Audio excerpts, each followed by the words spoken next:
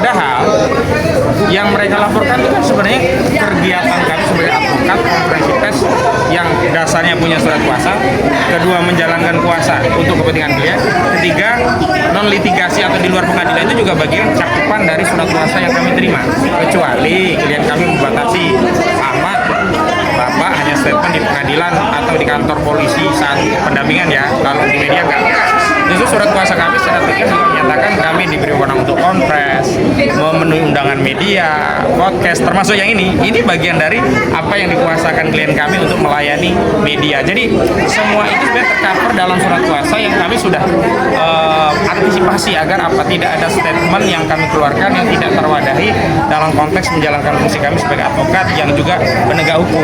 Jadi bukan langsung lapor. Makanya kalau mau baru lapor ke Perhimpunan Advokat Indonesia, kebetulan saya adalah anggota dari Peradi, Perhimpunan Advokat Indonesia, yang ketuanya itu Pak Oto Hasibuan, yang kebetulan sekarang kan menjadi Wamenku ya, mendampingi Pak Yusril Iza Mahendra. Ya saya katakan ini urutannya keliru, sama persis dengan urutan restoratif justice kemarin yang kami kritik keliru.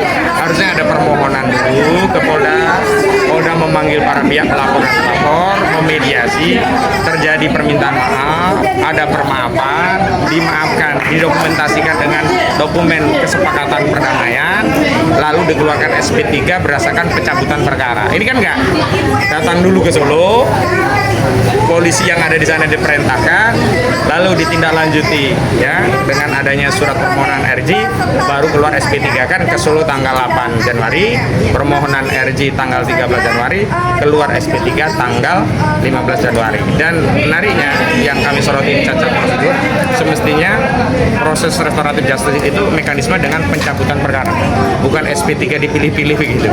Harusnya kalau dicabut perkara oleh Presiden Joko Widodo, Presiden ke-7 ya, itu semua harusnya mendapatkan SP3, bukan hanya Egy Sujana dan Damai Hari Lubis. Itu yang saya kritik kok jadi materi laporan gitu. Nah, berarti kan itu semua ada dalam data perkara ya Bang ya? Nah itu yang kami sebut, kami kritik dengan bahasa satire.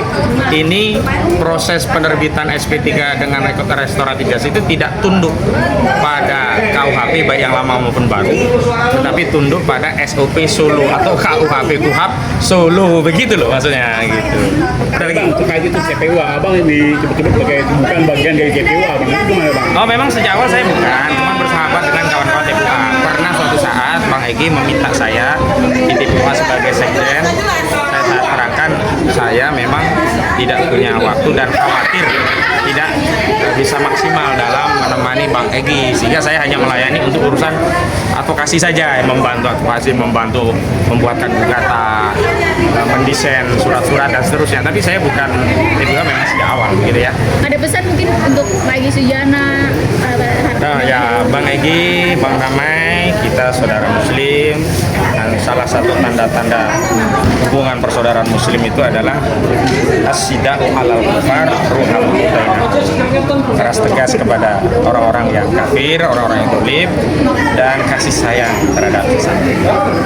Dan bahkan ditegaskan innamal mu'minuna ikhwah ya di surat yang lain Al-Hujurat, fa aslihu dzata bainikum, maka perbaikilah hubungan di antara kalian.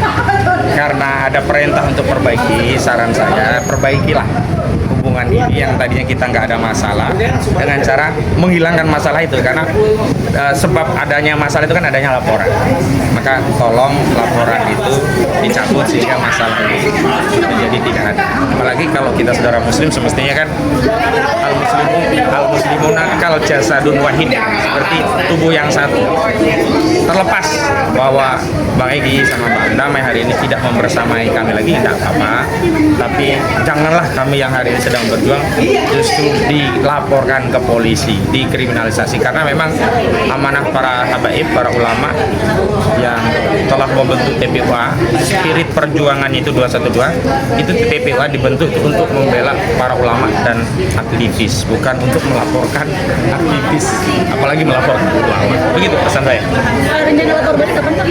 Kami sedang mengkaji, yang jelas pesan ini kami sampaikan dulu, anggap saja ini semacam ya peringatan lah ya. Nah, jadi walaupun kami saat dilapor nggak pernah diperingati, tiba-tiba ada laporan, kami tidak membalas begitu, kami tetap memperingati dulu, mengingatkan, menasehati, karena Nabi menyatakan ad-dinu nasihatu lillahi wa li rasulihi wa li a'immatil muslimina wa ammatihim. Jadi agama itu nasihat bagi Allah, bagi Rasulnya dan seluruh umat Islam, dan saya melalui forum Kompas ingin menasihati sudahilah ya. Karena apa? Karena kalau dilanjutkan saya khawatir justru antipati yang sudah ada terhadap Bang Egy dan Bang Dam itu makin membesar. Jadi sudahlah keluar dari barisan lalu menyerang orang yang sedang berjuang. Begitu. Cukup ya? Ya.